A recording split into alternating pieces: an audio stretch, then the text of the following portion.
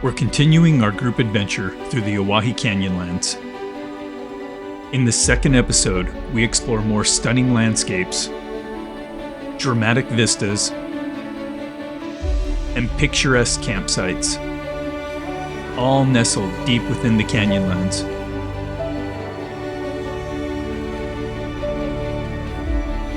This is why I got the double. I knew that it was going to go. Join us as we explore these breathtaking places together.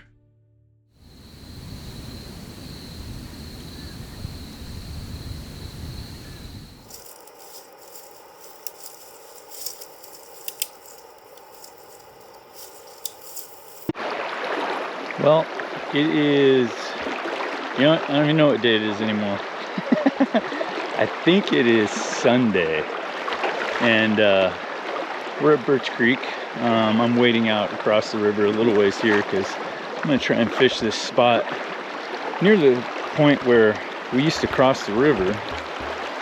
I saw somebody fishing here once before, but last night was brutal. The wind was insane last night. It was so freaking windy until probably 3 a.m. this morning that I don't think anybody got much sleep last night. But yeah, it's still an awesome place to be, as you guys can see. Pretty cool spot. Anyway, we're waiting for Matt to join us. I think he's driving up from Winnemucca today, and we dropped a pin of where we're at here at Birch Creek, so I think I'm going to do a little fishing while we're waiting for him, because he's going to be a while, and we'll see how it goes. I had my breakfast already. See if we can catch something. There were a lot of big fish jumping all night long. I could hear them. Kept me up at night, so yeah, we'll see if I can catch anything. These quiet moments where I can get out of my own head and just be present are becoming a real necessity for me. I struggle with a dysfunction. I get really uncomfortable if I'm not making progress on something. And that something can really be anything, whether it's editing videos for the channel, projects or repairs on the Jeep or the house, learning how to use a new camera, and of course, there's my day job. I'm gonna head to some slightly calmer water. See how it goes. Ever since I was young, I've had this overwhelming feeling that I'm running out of time. I just always feel like there's too much to do and not enough time to get it done. Honestly, I can't even bring myself to sit through a movie or watch a football game because I feel like I'm just throwing away time that I'll never get back. As a kid, I was always a bit of an outsider, and I felt like I had to work harder than everyone else. Even in my professional career, I just always felt like I needed to work longer and harder than everyone else because I felt like I was at a disadvantage. As I get older, I'm trying to learn how to let go, but I'm not very good at it. When I get out here and have these moments to myself, it's a lot easier. It gives me some time to forget about all that nonsense and just be happy in the moment. It's kind of funny how all those things that seem so important just melt away, and you realize what's really important. I wish I could have learned this when I was younger. So peaceful. It's awesome.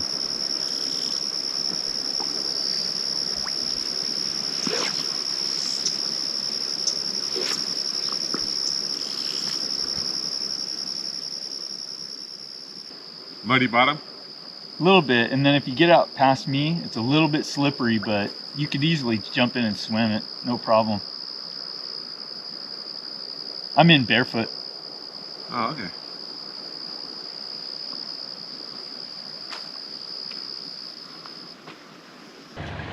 Kind of struck out fishing, which sucks, but that's all right. It's still freaking awesome to hang out in the river right there and do some fishing. And I don't know that I had the right flies for this, even though I tried to prepare in advance. We're getting ready. As you can see, we're broke down and ready to get out of here.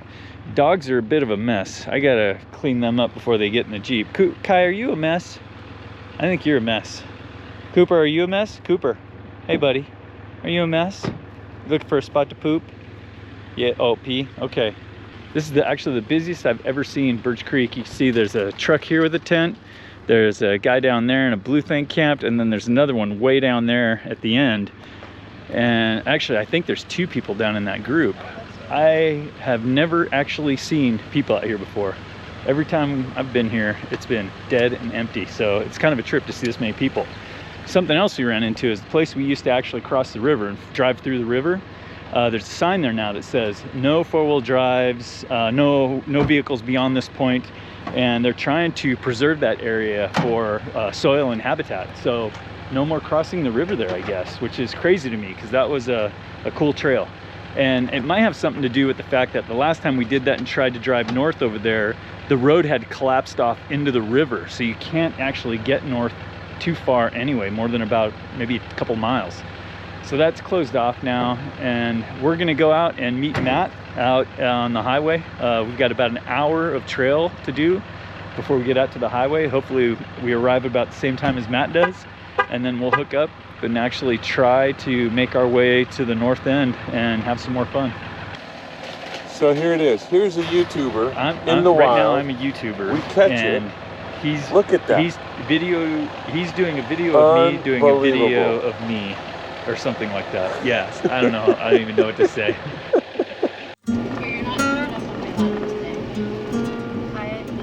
If you're enjoying this video, please do me a small favor and like and subscribe. It really helps us out, and you'll be sure to catch future episodes.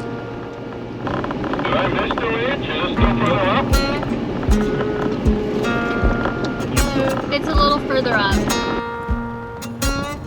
Nestled down in this canyon by the river, surrounded by cream and chocolate-colored hills, barren red cliffs, and towering rock spires, lays a secret little oasis, the Birch Creek Historic Ranch.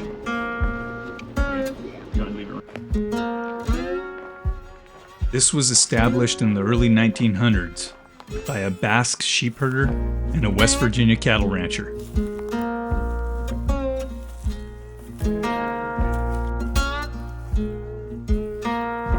Stone walls built in the Basque tradition still ascend the mesa. Remnants of a water wheel that we showed you in the previous episode hint of a time where lush alfalfa fields were fed through gravity irrigation systems. There's a total of 19 buildings and structures at the ranch. The property is designated as a historical rural landscape on the Department of the Interior's National Register of Historic Places. I feel like I'm walking through the movie, Oh Brother, Where Art Thou? Man of Constant Sorrow, anybody?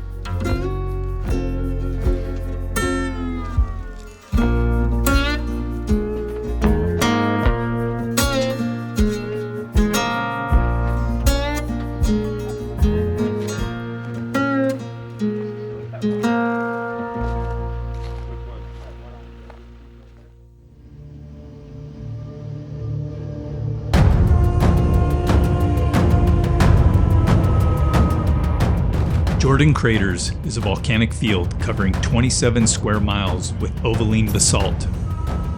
This crazy landscape is the result of 2 lava flows that occurred less than 30,000 years ago.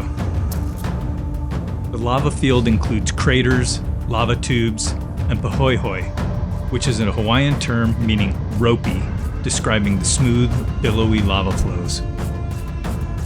The origin of the flow is Coffee Pot Crater, located to the far northeast of the flow.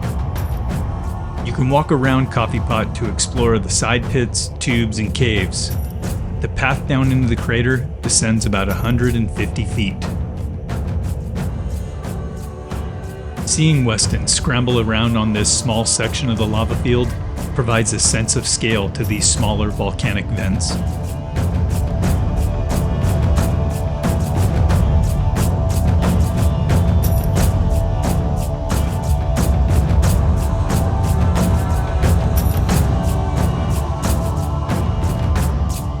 Seeing how far this lava flowed and how much of the landscape it buried is absolutely mind-boggling. You really have to see this place for yourself. All right, we better beat it. We got to go meet up with Matt. All right, so we hauled cheeks out here to the trailhead. It's about an hour drive on some pretty fast dirt roads. Maybe 50, 55 miles an hour right around in there. But we just hauled out here to catch up with Matt, who has arrived northbound Overland. So he's our last participant of this adventure. And hopefully Joe got some good news. He's got a racking pinion in his hands this morning. He's looking at getting it fixed literally today. So I don't know if he'll be able to join us today out here again, or if he's gonna have to join us tomorrow. But he got towed into one of the larger towns near Boise yesterday, once we left him at Jordan Valley. And hopefully he can join us soon and it'll be one big party. But we're gonna take off. We're gonna grab the 95 and we're gonna head all the way to the north end of Owyhee, and then we're gonna come back into the north end at the lower river below the dam, and we'll do some adventures coming in that way. But yeah, we've got 4 participants again. We'll see how this goes. It took us a few hours to make our way up the 95 through the town of Nisa and up the Owyhee River to the dam at Owyhee Lake. Now we're about to tackle the climb up the eastern canyon wall at a trail called Fisherman Road. I know, it doesn't look like much of a road. This will link us up to Board Corral Loop, where we'll traverse the Wild Horse Basin Wilderness Study Area.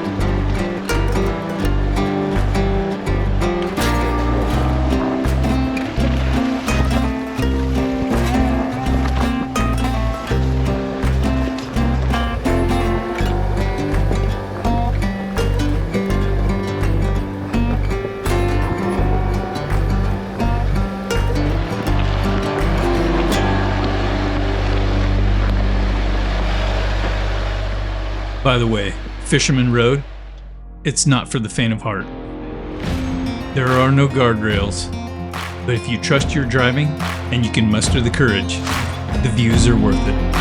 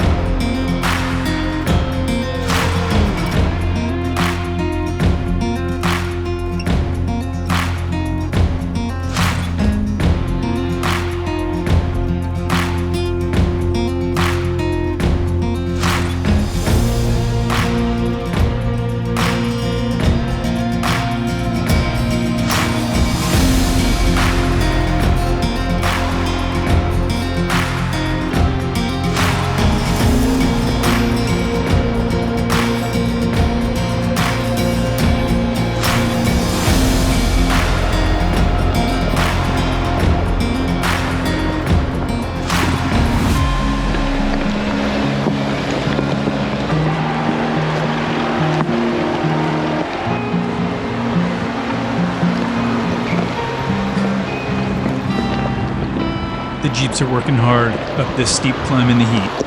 The fans are definitely roaring.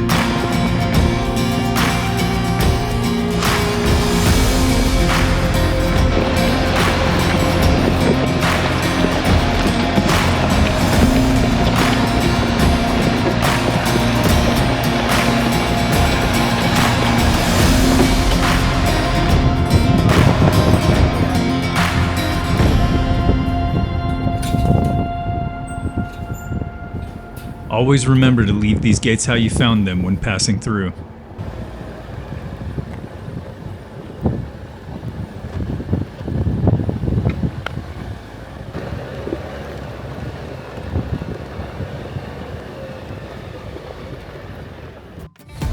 This is the Wild Horse Basin Wilderness Study Area.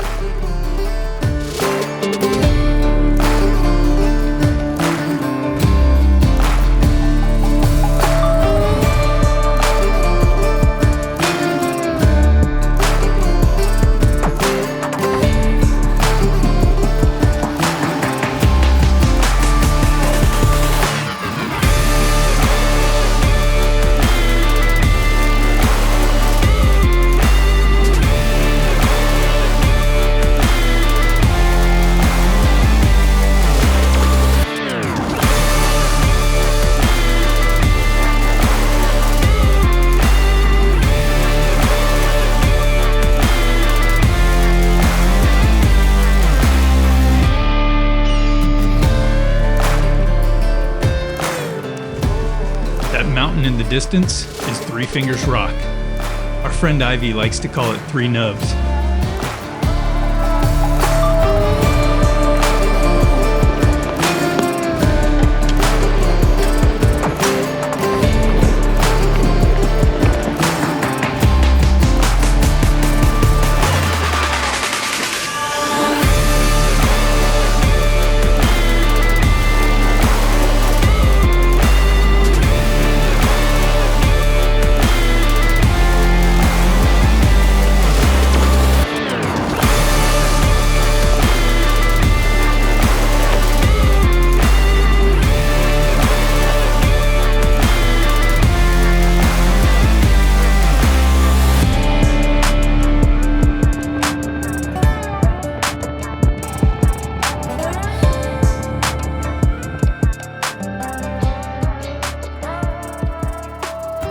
Welcome to Camp 3.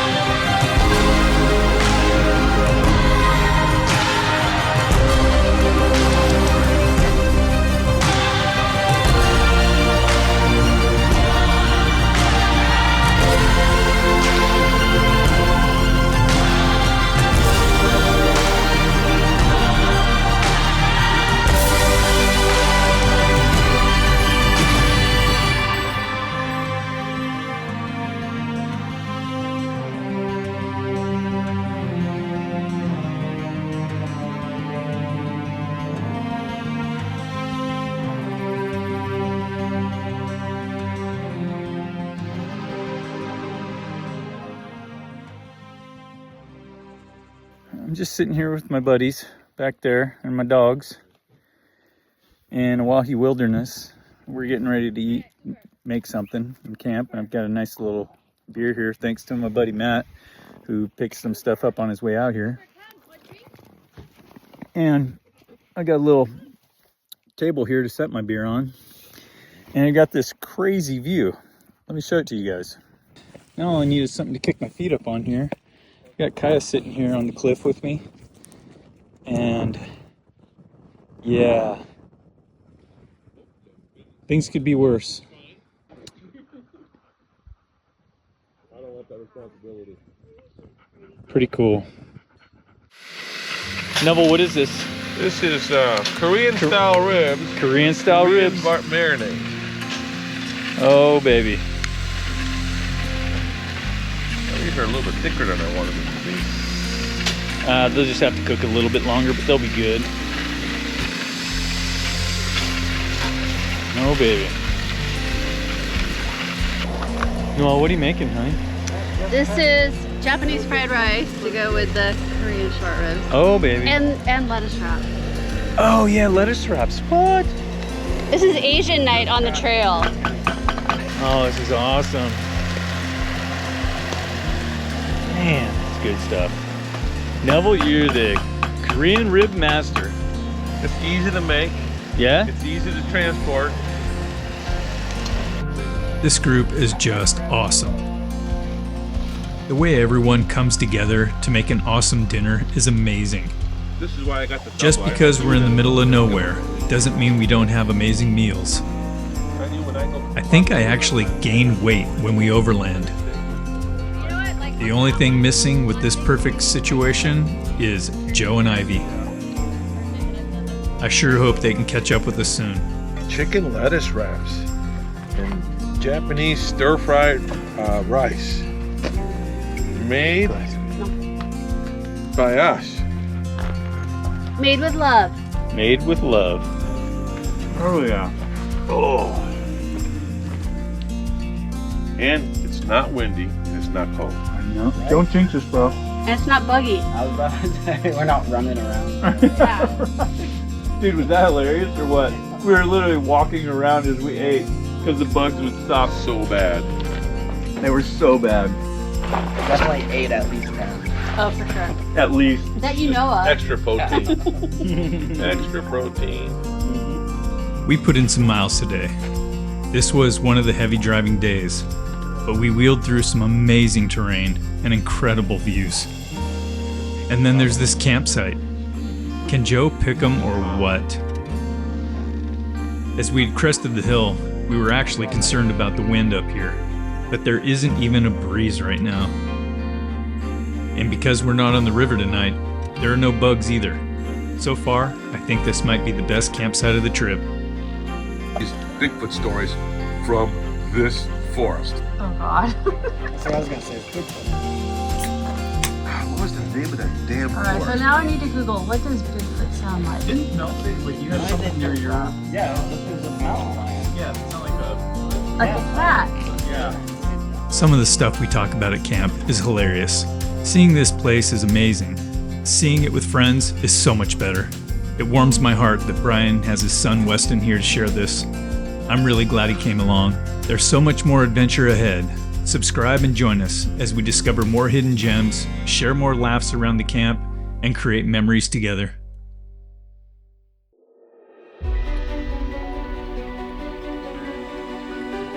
Joe actually made it out last night. And his wife told him, like, well, you better figure out how to get them back out on the trail. So Bottom of that little gorge is called Devil's Gate. Yeah, my steering's going out again. Sorry. Looks like Matt's power steering is giving up on him. It's pretty freaking hot out here. Hey! Yeah, I think he's big enough to drive with manual steering. Oh, I'm geez. fairly certain. Matt's steering is not cooperating. Oh, he's on top of this. I'm tipping.